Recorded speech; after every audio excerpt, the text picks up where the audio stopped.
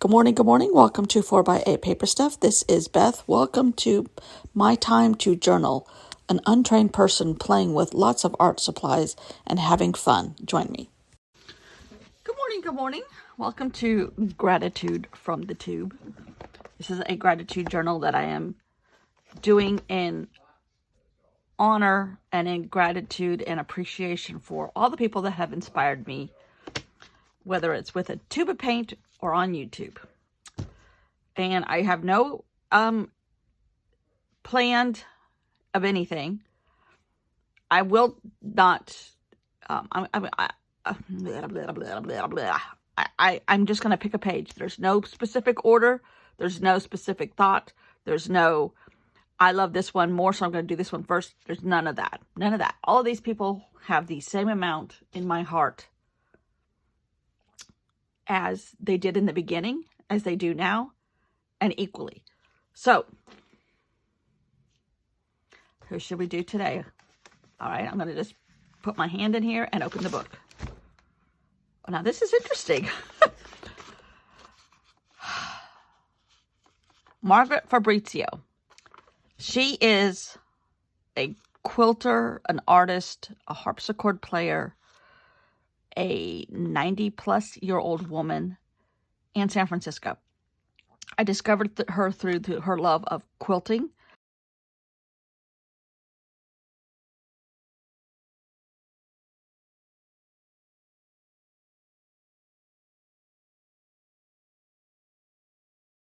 And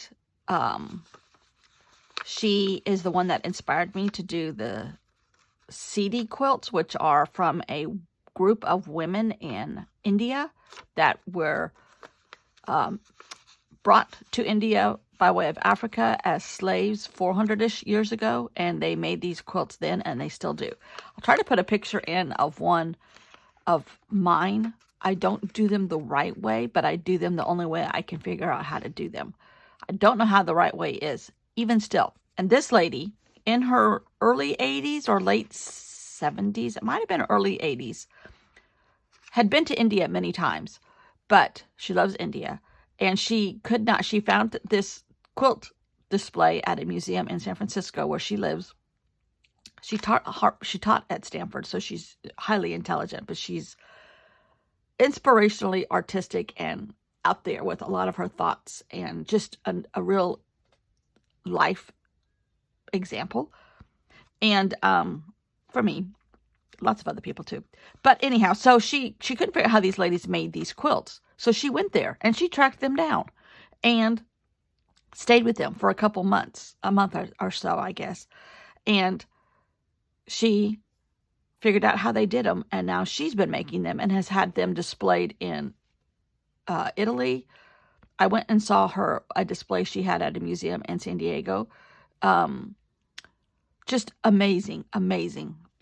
And her sense of color, way out there. Love it. So that's interesting that she's my first one. So her inspiration to me she came from YouTube, was her sense of color and her investigation and don't give up attitude. So I have a very boring piece of paper here. Now, when I put these in here, I did not pick any order or any specific paper except for one. So this is very bland paper. That's interesting. And she's a very bright person.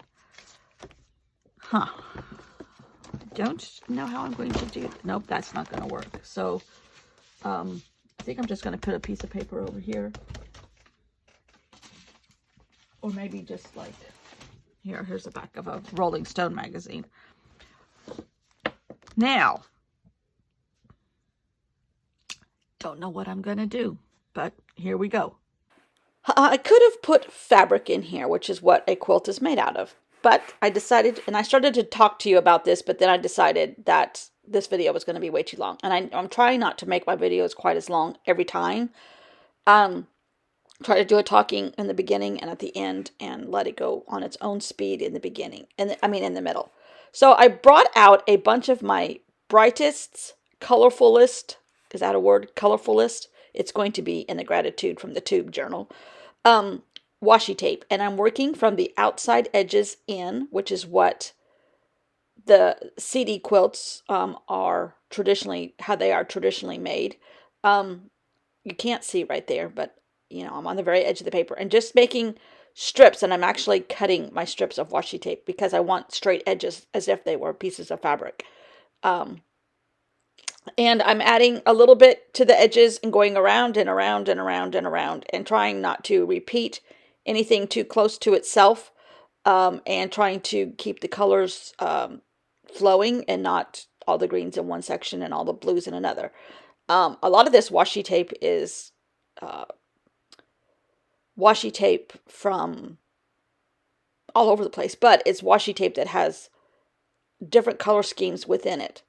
A lot of it's Ranger, a lot of it's James Burke, who makes luscious washi tape out of his own journals. And at the end of this would make great washi tape.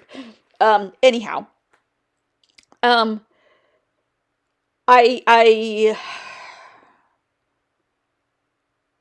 wish I could do fabric on here, but it would make this journal too lumpy. And I kind of want to keep it thin, which is not my go-to thought process at all. But it for right now, that seems to be what's sticking into my head for whatever reason. But anyhow, this is highly sped up because it's quite fidgety to cut all this tape and keep the colors flowing and all that other. I was hoping I would use up a roll of tape, but I did not. And I almost bought more washi tape last night on Etsy. I'm like, hold on, lady. You have 7 or 8 drawers of it in those clear acrylic box drawers, and I can't put any more in any of them. So and that doesn't include Christmas and Halloween. I have just as much Christmas and Halloween as I do color. So yeah, stop where you are. Yesterday I was at the journaling get together, and we had the best time. I found things that I hadn't found in a while, found a whole bunch of more paper, but I'm going to donate some to the library and to the rec center. So they're going to have stuff too.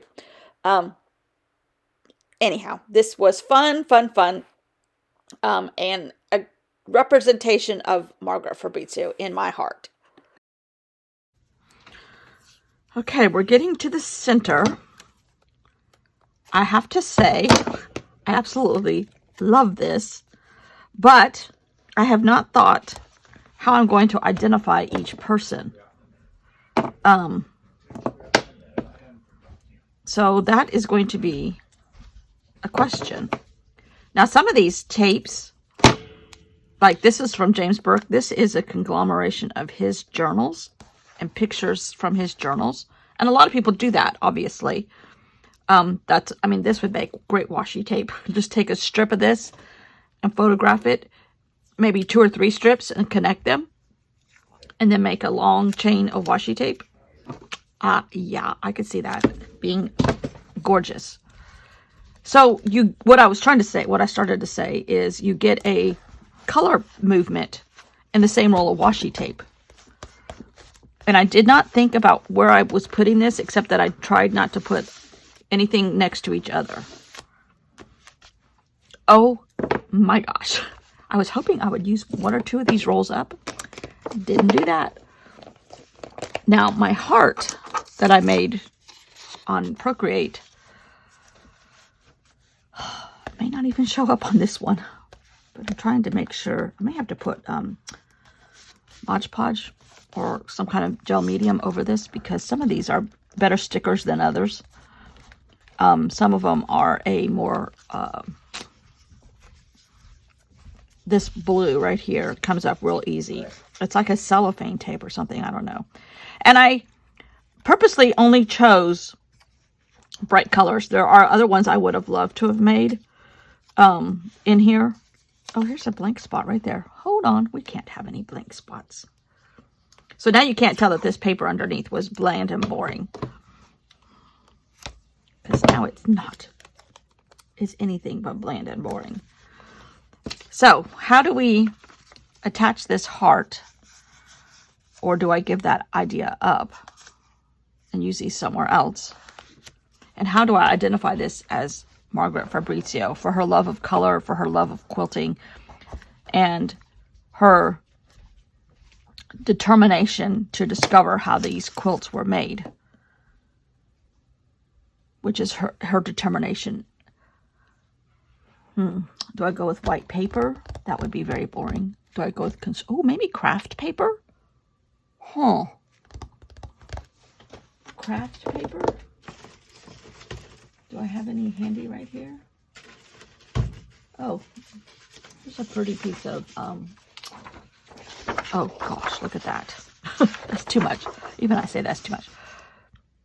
I could cut these out in the shape of hearts and just put a little heart in the corner and say Margaret Fabrizio.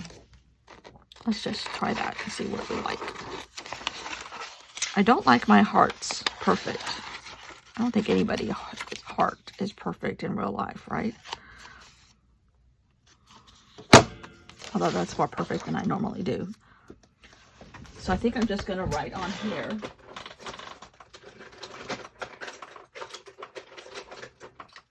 With a, okay.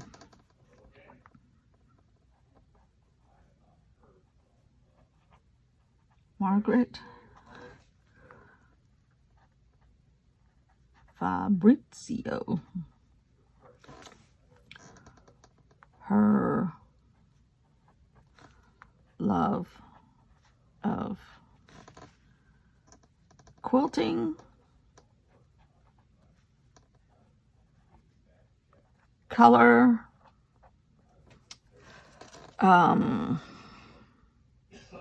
what's a word for stick-to-itiveness? Her diligence.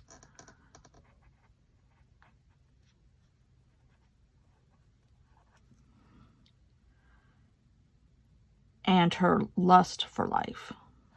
Because she's doing this. I didn't even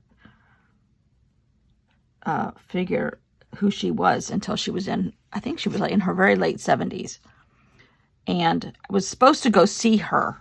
My family is in California. I'm from California. And she's in San Francisco, and we're from that area. And we flew to, my sister and I, my other sister and I, flew to San Diego to go to this show, and then we drove up to see my sister. And I was going to meet this lady for lunch, but this was in the days before you wore masks on airplane, and I always got sick on an airplane. So like the second or third day in a country or a state or wherever, I was usually sick with some kind of nasty cold. And even taking preventive stuff didn't work.